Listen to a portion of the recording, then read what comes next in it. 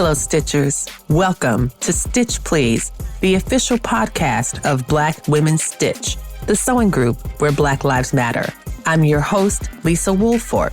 I'm a fourth-generation sewing enthusiast with more than 20 years of sewing experience.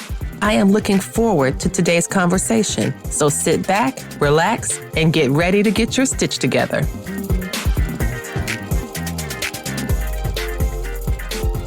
Why your creativity is somehow enhanced by community. Because I'm social and I like to talk. And so like those are the big things. Now, as a young child, you were around adults and there wasn't too much talking that you did because the child stayed in child's place. Yeah. And children are kind of boring, so no offense. Oh, I was never boring. I mean, to an adult, I think I'm endlessly fascinating. But Absolutely. Please, go sit down. That's why go sit down somewhere is a phrase. Absolutely. And I was busy. So, that was great because I always had something to do. But absolutely, it gives me that opportunity to socialize. Yes. And socialize the way that I want to. So I'm working with my hands, I'm doing something that I like to do, and I'm interacting with people. And, again, it didn't matter what group of people I was working with. I connect very easily. And then it's like, take off from there. So this was the one place that I was going to go. And, it got so bad. So I would travel an hour. So after work, I would travel. I would go all the way out to the Quilting Academy. I would do my sewing. I had a trainer. I'm supposed to be working out and losing weight, but that's another story. But I had to do sprints. I would figure out how to get from work to some track somewhere, do my sprints, get myself together, and then go to the Quilting Academy. Like the non-negotiable for me was I absolutely was going to go every Tuesday and spend time with my quilting friends. I was going to go. And then I would come home and then, do whatever at home from there. So most of my quilting took place outside of the home. It was great. It's a great relationship thing. Then your husband's not complaining that you're always in the sewing room because Tuesday was the dedicated day to do it. Little moments, but for the most part, that was my time on Tuesday. And, especially as a newly married couple, you got to give him his time. It really worked out well for me. So I get to spend time with my friends, do what we do, and then come home. So that was the one day that I dedicated to that until they closed right before the pandemic, which worked out because when I started my dissertation journey in 2018, I was so upset that I could not go on Tuesdays. I was trying to work it out, but trying to do a dissertation, classes, and it was like, okay, girl, you are stressed out. And then a 2-hour round trip ride to go to the Quilting Academy when you need to be at the library or you've got reading or you've got class to take. Yeah, something's gotta give. Right. And unfortunately, I laid that aside, on occasion I might be able to, put something together, but for the most part, there was no more Quilting Academy, but like good. I don't wish, a business closes, No. but at least I wasn't missing it because it was no longer there. Right. That's right. But it did. It was like, we got to get together. And of course we haven't gotten together. Now, I think the ladies sometimes do that live closer to the area. Yes. But, they already know I'm not traveling all the way. It's a bit of a haul. It's a bit of a haul. What I find really interesting about this is you're making me ask a question that I can answer for myself in the affirmative. You ready? Yes, ma'am. Were you one of those kids who, when report cards came out, it said, is a distraction to self and others / talks too much in class? And I still had those report cards. When my mother passed, it was like, we went through the report cards, talks too much, needs to do this, can't stay focused. But I had all A's. But same. But then I was distracting other people. Apparently, right. But the idea of being, I love that category, being a distraction to themselves and others. And then I read this one girl who was like, the teacher moved me to sit next to everybody, and no matter where she moved me, I talked. She moved me next to her, and I talked to her. Yeah, no, I do not discriminate. I am an equal opportunity talker. Oh my goodness. Now, community, it must have been a challenge then for someone who is a social sewer. You mentioned earlier about going to the community center as a young child. You mentioned working in, sewing in family with your mother, and then with your mother's mother, with your father's mother, your grandmother, and then with your other grandmother, your maternal grandmother, who also sewed. And now you've been to the Quilt Academy, you've been in the quilt circle, and now you're writing a dissertation, which is so much work. And then 2020 hits and it's a pandemic and you can't go nowhere. What kind of things about your sewing practice changed during the pandemic? Oof. So 2020 was a rough year. The school shut down. And so naturally, I went straight to thinking about, oh, I got all this fabric. I could make masks because now you're home with nothing to do. So I began to make masks. In the process of making masks, my mother-in-law passed in the end of May. Yeah, I mean, March, at the Oh, I'm beginning. But sorry. it was so close to the beginning of the pandemic that they didn't think it was COVID because there were some other issues with her. Oh, But unfortunately, then the kicker behind that is that 2 weeks after she passed, then my husband passed from COVID. oh, Yeah. So it was rough, and it yes, left a void, of course, yes, and it was different. yes. So this wasn't our traditional Black folks come to your home, they sit and do the whole Right. like, now you're home and everyone's afraid to come around you because if you had it, you may have had it. Oh, So you're dealing with whatever the new normal is. In yes. the And meantime, I'm still making masks because I've got to figure out something to do with my time yes. while I'm trying to figure out how to grieve differently than I've ever grieved before. Mm, So I was doing the masks. My friends, of course, because I was for the most part giving them away, okay. unless if it had to be mailed, which people preferred, um, Yes. I would mail them, and you gave me money for postage. That's all I Right. asked That's right. for. So I would do that, or people would come, and I have a back porch that's enclosed, and so they would come. I would lay the mask out. You pick the mask out that you wanted. They gave me whatever money they did, but that was the goal, was for the fabric to go down. It's like I But didn't make 8 trillion masks. I ain't make no money. I ain't get rid of man. But This was I part of a process, a larger process, and right, so it had lots of other benefits, maybe not those 2 particular things. yes, but it began that journey back. Mm. Now, mind you, I'm still working on the dissertation too. And so we're like, they took me off track, which was fine. Mhm. I went full steam ahead and didn't stop until all the classes were done. So I was only left with the proposal and dissertation. And Yes. then I went, and I just let everything go for a minute, which was Yes. fine. Yes. And built myself back, and you're never really complete, but it was enough to get my house in order, Yes. think about what I needed to do, and then find that joy that's within Mm. you that helps you. Like, where's that happy place? And Yes. that happy place are the memories that I have made with my grandparents, the Yes. memories that I've had with the quilting circle, even the debacles with the wedding dresses and things like that. Like, sewing is my happy place. And so, absolutely, I began to pull that together. But that sidetrack side of me kept going left and helped going right. And Mm. then all of a sudden, I'm on TikTok. No, so I got on TikTok because the kids were on TikTok. And I Yes. absolutely believe in knowing what our students are doing. That's So right. I absolutely got on What TikTok. grade level school are you a principal? So I'm assistant principal. Assistant principal. But I started out assistant principal at an elementary school K to 8. This year I am in a high school. So when I started with the TikTok craze, I was with my middle year students. Okay. And I really wanted to understand, as with all social media platforms, what it is, Yes. because I think it's important to be able to relate to them, and you can't relate nor talk to them about something that you know nothing about. That's right.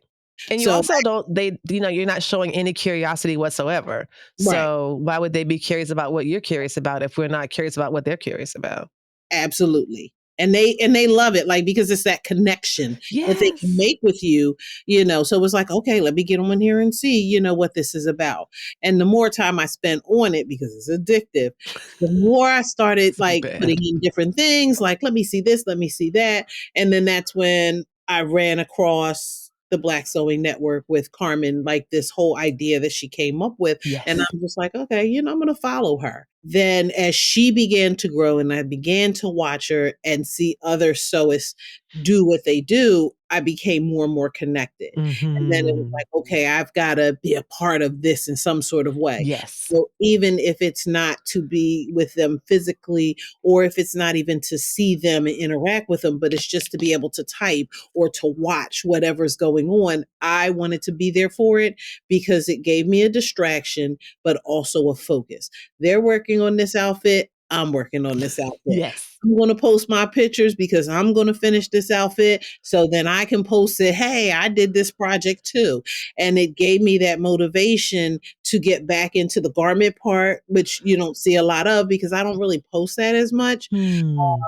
But I do because I've been known as this quilt girly. So I said, well, Yes. let me capitalize on that quilt thing. First of all, I have a ton of unfinished projects, Oof. like started in the bag, you name it, every acronym you have, I have. Needs to be quilted, needs to be sewn together. Your girlfriend gonna kill you if you don't finish this project. Whatever it is, it's all there. So it gave me this opportunity to say, you know what, I got a goal. So last year I said, okay, guys, here's all the stuff that I have. I need to finish this. And so I began to finish projects that I had. And in my mind, TikTok was holding me accountable for getting it done. Nice. Say more about that. We know that each social media platform has their own personality. Mhm. Can you let me know or tell us why people might be surprised to learn that TikTok is such a site for rich community? Can you explain why or how that has worked for you? You started on TikTok just kind of gradually and just for the purposes of work, basically to help do your job as an assistant principal better, to see what the kids were doing and so that you would know, like when they said something, you'd have an idea of what it was coming from, or the viral dances or whatever. Right. And that's kind of a big surprise. Tell us about the community aspect of TikTok as an environment for teaching about quilting. So I think everything happens organically. So you get on Facebook and you're Hmm. on Facebook and you're just communicating with people. So you have all these friends. So you have 500 friends who all have connections with me for different reasons. Right. Whether it's my boot camp people who I work out with, some of my coworkers. They Yes. have all different interests to me that Hmm. aren't necessarily related to sewing. Right. So, the question on Facebook, even though I posted, hey, I made this, and then I get, can you make me? Like, Girl, that wasn't the purpose of if you posting don't it. sit down somewhere, Look, but it makes sense, right? If I'm posting it, I'm yes. saying, hey, I got this talent. Please hire Right. me. But that's not what I'm Right. Yeah. They're like, why would you post it unless you wanted to sell it? And it's like, no, I posted it because I'm proud of it, or because I'm celebrating that I finished something. right. And nope, I'm not. So and then I get the inboxes or the calls. Come on, you just gotta do. No, but I recognize there in Facebook, like I could do it, but I didn't want to get haggled for it. So Mm. I kind of left that alone to the work stuff. And Yes. then what really blew up for me on Facebook was the workout. So I was posting that I was working out and people watched the journey of me losing the weight. Then all of a sudden I gained it back. But that's beside the point. Hmm. They watched that. So Yeah. that was like the Facebook thing almost. Okay. The Instagram, I wasn't really involved with that too much, even though I had an account. So then when TikTok came into play and then I saw this sewing thing, it was an opportunity to create a vision of myself or a persona of myself Yes. that Yes. was strictly to sewing. So it was like, okay, so I had two accounts now. So I have the one that isn't that big, and then I have the Dr. Jen quilting page. Yes. And I focus mainly on the quilting, but I've noticed like there's this need. So when I'm posting, the audiences that I have, even Mm.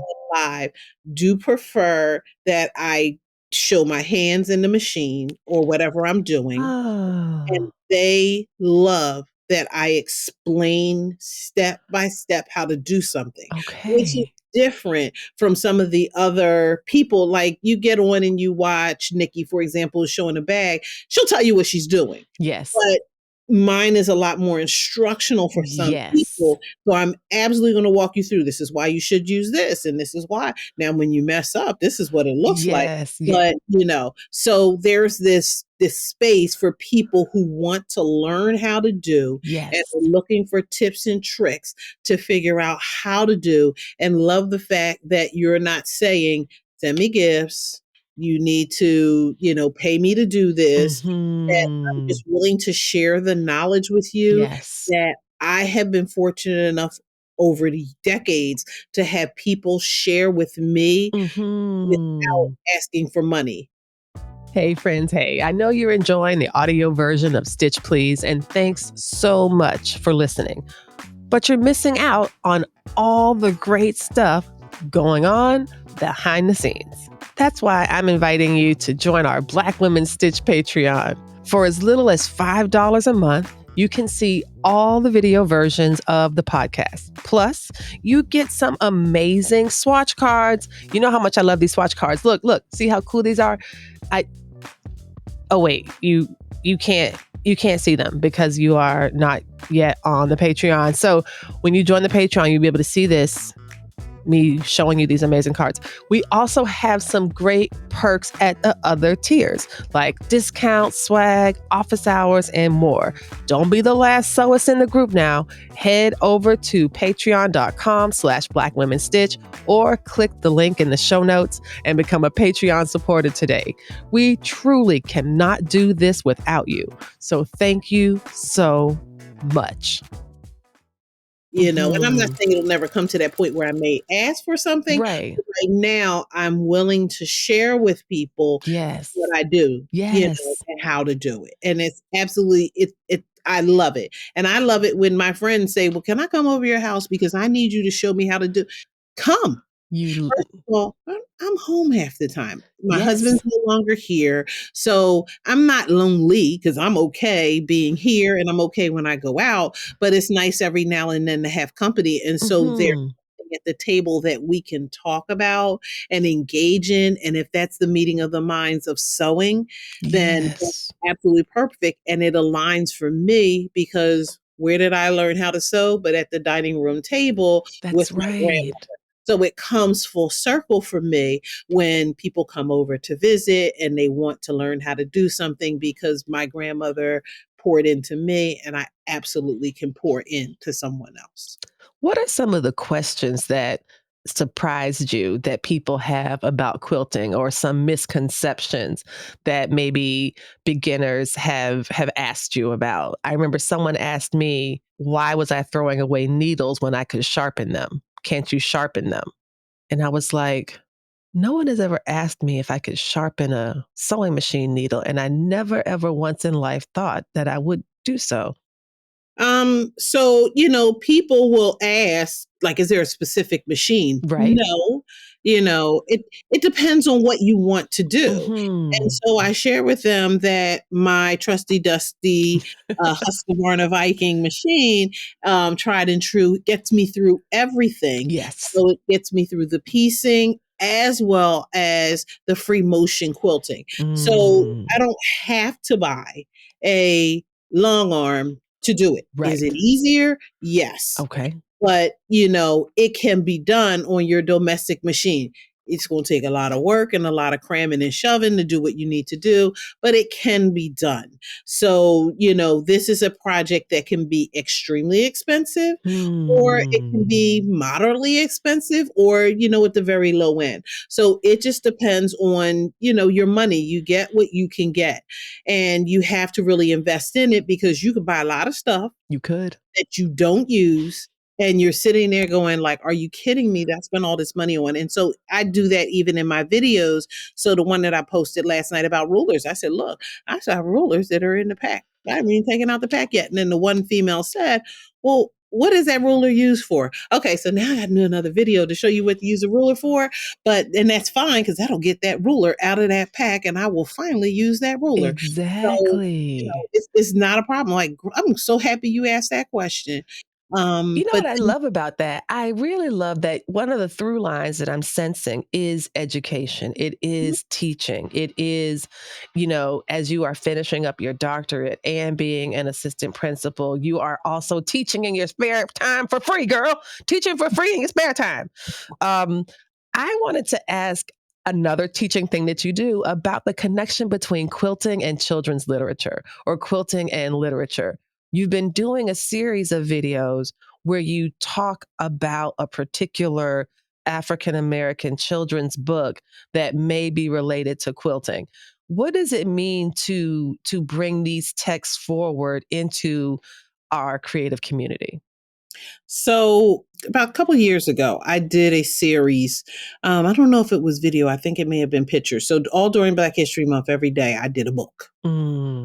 And I introduced a different book that people should buy that were not common books to read. The Children Shall Lead Us. Like there were, Mm. just different. No, Let the Children March. That's what it was called. Oh, okay. And so, there were just different books that I wanted to make sure that we were bringing forward for teachers and for parents for adding literacy to your home. And so these are absolutely books you needed to buy. So in addition to the books, I also had a shirt on that went along with, Black History Month. So I absolutely featured a shirt and I featured a book for every day to bring awareness to the books. I wanted to make sure that my teaching community at my school understood that.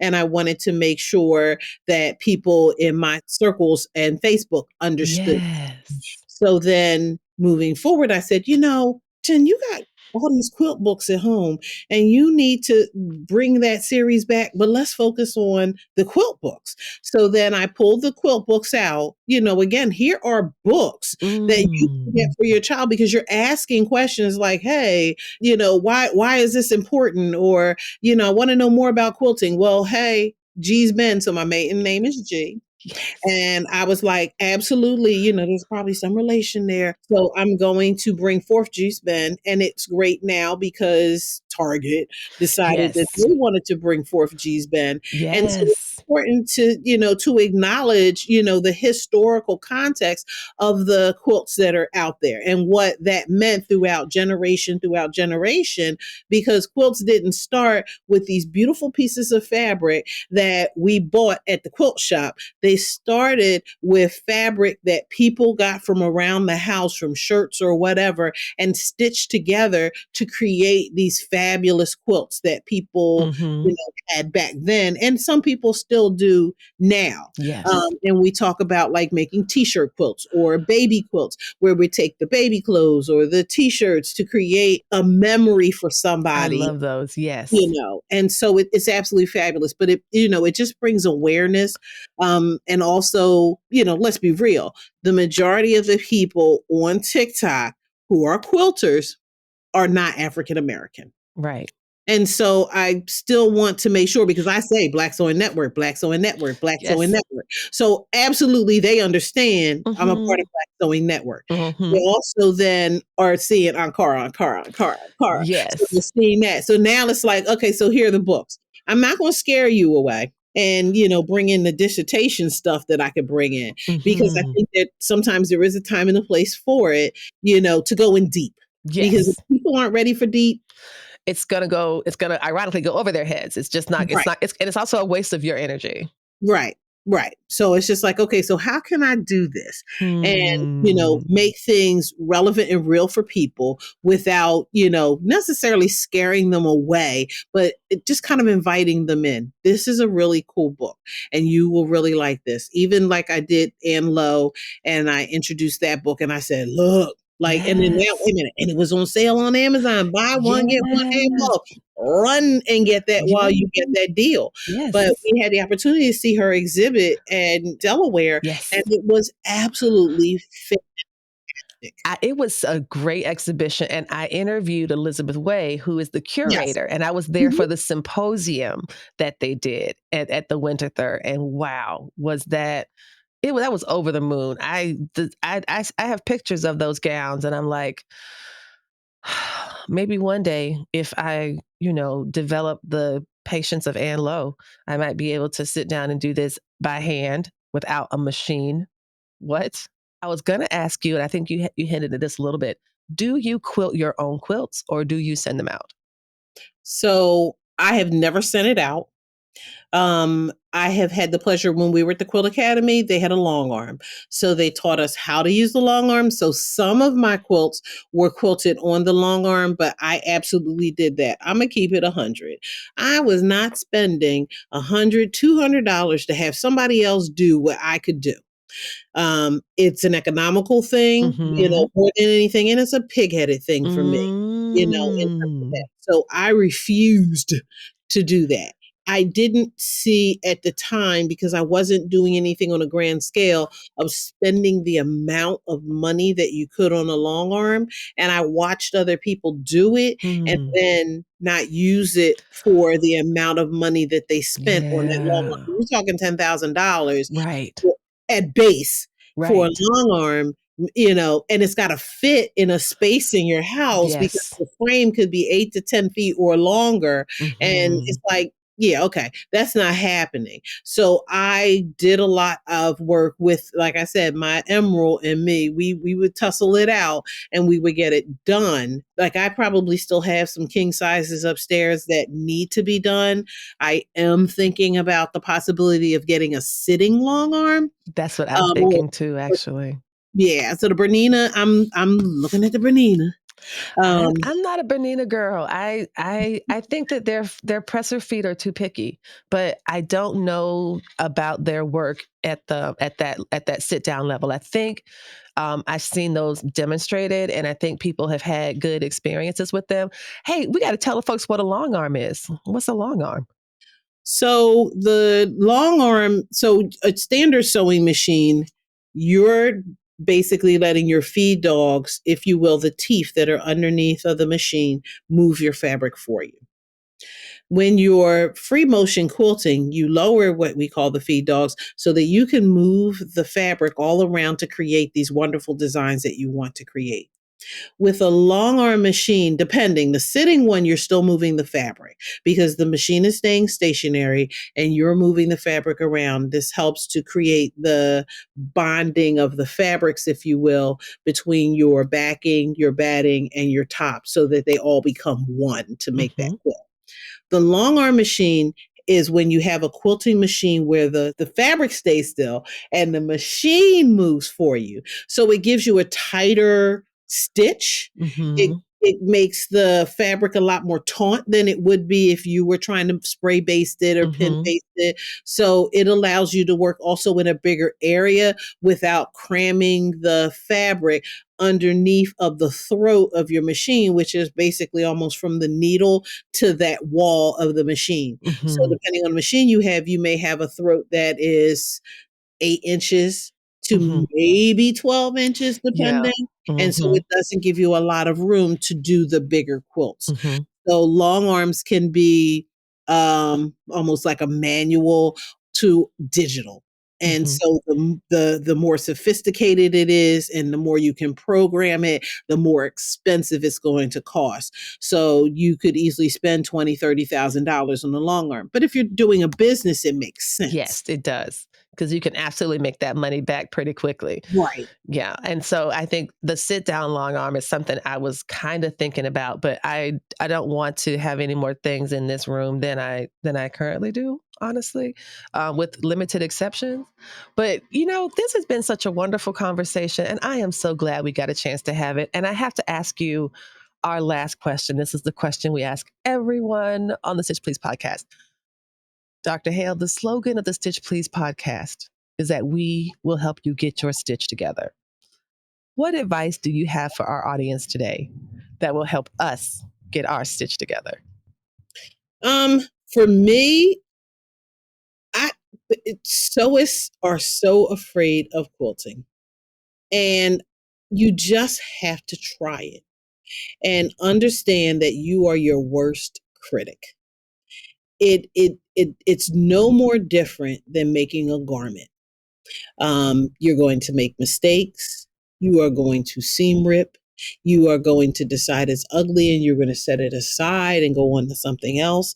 It's the same thing. But once you have a purpose for it, it becomes real. So if I have a baby shower is coming up, I want a personalized gift, that gift becomes real. Just a general quilt, just to be making it, it doesn't become real for you. So then there's a sense of urgency when you need something. So if I make a dress that I don't need to wear anywhere, it's not real. Oh, I messed it up. Let me put it off to the side. I'll get to it when I get to it. So it's the same thing. But just, absolutely stick with the process. It's a great gift giver. It's an expensive gift giver. And people always love something personal, whether they are older or whether they are children. I have children who are adults now who still have their quilts tattered and torn. They have them because that was a special gift that they treasure. Wow. And speaking of special gift that we treasure, thank you, Dr. Jennifer Hale, for being with us today. Thank you for sharing your story with us. Where can people find you? How can we find you on the socials? How can we follow you? How can we keep up with your sewing adventures on TikTok, etc.? So I am all one word, Jennifer G. Hale, on TikTok. That's the only place that I could not use my Jenny G06. But I am Jenny G06 on Facebook and Instagram. But like I said, I'm beginning to move some things over there just to pick up some traffic to back to TikTok. But most things are getting posted onto TikTok. So you can absolutely find me on TikTok. I slide in the evenings after I've taken naps late at night to get on. I try to get that late night crowd. And sometimes on the weekends, I will go live. But I tell people all the time in my posts and on live, if you want to see something, ask the question. And I respond to everything that everybody asks me. And if I can make that video happen within a week, you will have a video. Oh, wow. That is just so generous. Thank you so much, Dr. Jennifer G. Hale. So grateful to have you join us on the Stitch Please podcast today. And we look forward to seeing you on the TikTok because I enjoy seeing you over there for sure. Thank you. And thank you so much for this opportunity. I appreciate it. It is truly an honor to be asked to be a part of this. Thank you. Your story honors us all. Thank you. You've been listening to Stitch Please, the official podcast of Black Women Stitch, the sewing group where Black Lives Matter. We appreciate you joining us this week and every week for stories that center Black women, girls, and femmes in sewing. We invite you to join the Black Women Stitch Patreon community with giving levels beginning at $5 a month. Your contributions help us bring the Stitch Please podcast to you every week. Thank you for listening. Thank you for your support. And come back next week and we'll help you get your stitch together.